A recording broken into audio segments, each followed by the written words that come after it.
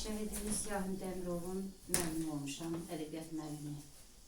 Həm də qonşumdur, qonşum olub. Bugün müəllim kimi mənim üçün Siyahim haqqında danışmaq çox ağırdır. Özüm həqiqətən də böyük həyəcan hissi ilə danışıram Siyahim haqqında. Siyahim haqqında çox çəkilişlər olub. Adına şeir də qoşulub, mahnı da qoşulub. Mənə elə gəlir ki, neynəsək də azdır Siyahim üçün. Həqiqətən azdır. Siyahim elə bir igid oğul idi ki, Azərbaycanın.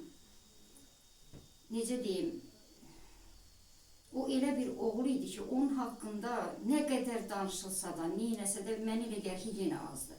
Hətta mən həmin günü Siyahimin şəhid olma xəbərini alanda heç vaxt inanmırdım ki, Siyahim şəhid ola bilməz. Çünki elə bir qəhrəman idi ki, Azərbaycanın işğal altında olan torpaqlarını cırmaq-cırmaq, dırnaq-dırnaq, iməkliyə-iməkliyə alan oğullarından biri idi. Bax, bu cür oğul haqqında danışmaq doğrudan da ağırdır, çətindir. Azərbaycan xalqının çox igid oğulları var. Onun mübarizləri var, poladları var. Kimləri deyim? Mənə elə gəlir ki, o siyahıdan birində də Siyahimin adı başda dayanır. Siyahim Azərbaycanın işğal altında olan torpaqlarının alınmasında çox böyük fədakarlıq göstərdi. 33 gün o vuruşmalarda iştirak elədi qəhrəmancasına. Günlərlə çöllərdə ac-susuz qalan o əskər yoldaşları kimi o da canını fəda elədi bu vətən üçün. Onun əməyi qiymətləndirildi. Təşəkkür edirik prezidentimizə. Qarabağ ordeni ilə təltif olunubdur. Vətən oğlunda ordeni ilə təltif olunubdur. Amma ən böyük istəyimiz, ən böyük arzumuz Siyahimin Vətən müharibəsi qəhrəmanı adını almaqdır. Bax, bizim ən çox istədiyimiz möhtərəm prezidentimizdən, Ali Baş Komandanımızdan, Mehriban xanımdan ən böyük istəyimiz Siyahimin Vətən müharibəsi qəhrəmanı adına layiq görülməkdir, adının əbədiləşdirilməkdir. Bu ən çox, nətər deyim, Siyahimi tanıyanların hamısının ürəyindən keçən bir arzudur, tək mənim yox. Onu tanıyanların, ona bələd olanların, onun döyüş yoldaşlarının hamısının ən böyük arzusudur ki, o Vətən müharibəsi qəhrəmanı adına layiq görülsün. Həqiqətən də o bu ada layiq bir qəhrəmandır. O əskərlər üçün, vətən üçün, torpaq üçün canını qurban edən, heç nədən qorxmadan, ölümə atılan, ölümü diri gözlü qarşılayan bir qəhrəmandır.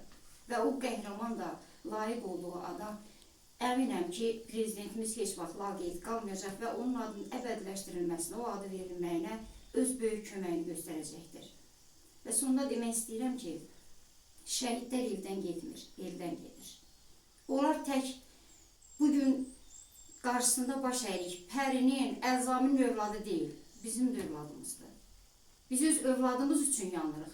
Onun tanınması üçün, onun bir Azərbaycanın qəhrəman oğlu olduğunu Azərbaycan xalqına bildirmək üçün bax, bu arzunu dilə gətiririk.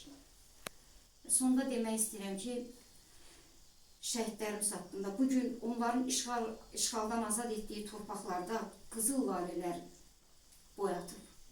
Mənim öz övladım da o döyüşlərdə iştirak elədi. Hal-hazırda yenə də o bölgədədir. Və o mənə bir kəlmə dedi ki, telefonda, ana, dayandığım yerdə şəhid qanı axıb. Ayağımın altı dolu lalələrdir. Onlar şəhidlərin qanıdır. Oğlum o sözü deyəndə doğrudan da mən doldum. Çünki bu qələbədən minlərlə şəhid gözü baxır bizə. Minlərlə şəhid ruhu boylanır. O ruhların qarşısında baş əyirik. Diz çöküb baş əyirik. Onları yetirən o anaların, ataların əllərindən öpürük. Onların ruhu qarşısında baş əyirik. Allah onlara rəhmət eləsin. Bugün biz sevinirik bu qələbəmizlə. Bir gözümüz ağlayır, bir gözümüz sevinir. O sevinci yaşadan şəhidlərimizdir. Kədər yaşı, onların cavanı erkən gedən ömürləridir. Çünki onu bizim üçün verdilər. O ömürlərini vətən üçün verdilər.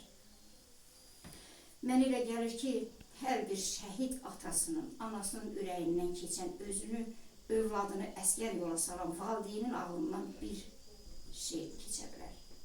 Bastığın yerləri toprak deyərək keçmə tanı. Düşün altındakı minlərcə kəfənsiz yatanı.